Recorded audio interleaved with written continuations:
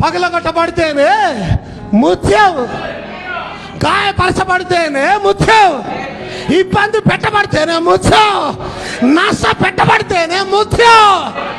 ఏమైనా స్తోత్రం కలదు కాక. హల్లెలూయా. నీ ఇష్టానుసారం అయితే కాదు అది. నీకు నువ్వుగా ముత్యం కాలేవు, నీకు నువ్వుగా ముత్యం తయారు చేసుకోలేవు. నీకు ముత్యం తయారు కావాలంటే ముత్యం యొక్క మధ్య భాగంలో ఒకటి ఉంది. ఏముంది? దేవుని యొక్క వాక్యం. ముత్యం యొక్క మధ్య భాగంలో పరాన్న జీవి దేవుని యొక్క వాక్యం నీ జీవితంలోకి వచ్చి నిన్ను ఖాయం చేస్తే తప్ప నువ్వు ఒక ముత్యముగా మారలేవు. దేవుని స్తోత్రం కలుగుగాక. నువ్వు ఒక ఆశీర్వాదముగా మారలేవు. దేవుని మహిమ కలుగుగాక. Praise the lord. హల్లెలూయా. దేవుని స్తోత్రం కలుగుగాక. ఈరోజు లోకానికి పాపక్షమాపణ వచ్చింది. నేను క్షమించబడ్డాను, నా పాపం క్షమించబడింది. నీ పాపం క్షమించబడిందా? ఎస్, పాపాలు క్షమించబడ్డాయి. ఆమేన్. పాపాలు క్షమించబడి పరిశుద్ధ జీవితాలుగా మారి ఉన్నాయి. ఈ పాపాలు క్షమించబడి ఈ జీవితాలని పరిశుద్ధ జీవితాలుగా మారాలంటే ఒక ఆయన పగలగొట్టబడవలసి వచ్చింది.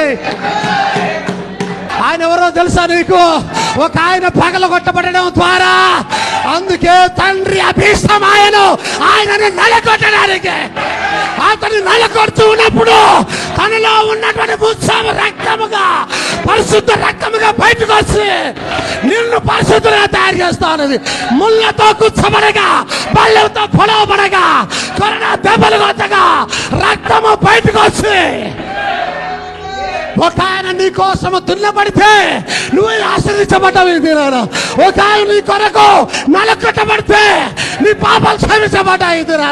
దేవుడు ఆయన నలగొట్టినందుకు, దేవుడు ఆయనను గాయపరిచినందుకు నీకు స్వస్థత కలుగుతా ఉన్నది. పలగొట్టబడకుండా, నలగొట్టబడకుండా ఆశీర్వాదం. అవునే, గట్టిగా చెప్తారా ఒకసారి ఆ మాటని?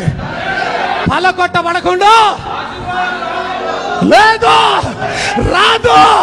వస్తే అది అబద్ధపు ఆశీర్వాదం, వస్తే అది శాపభరితమైన ఆశీర్వాదం. అది అన్లెస్ నువ్వు బ్రోకెన్, నువ్వు పగలగొట్టబడకుండా ఆశీర్వాదం రాదట్టి పరిస్థితుల్లో. దేవునికి మహిమ కలుగును గాక.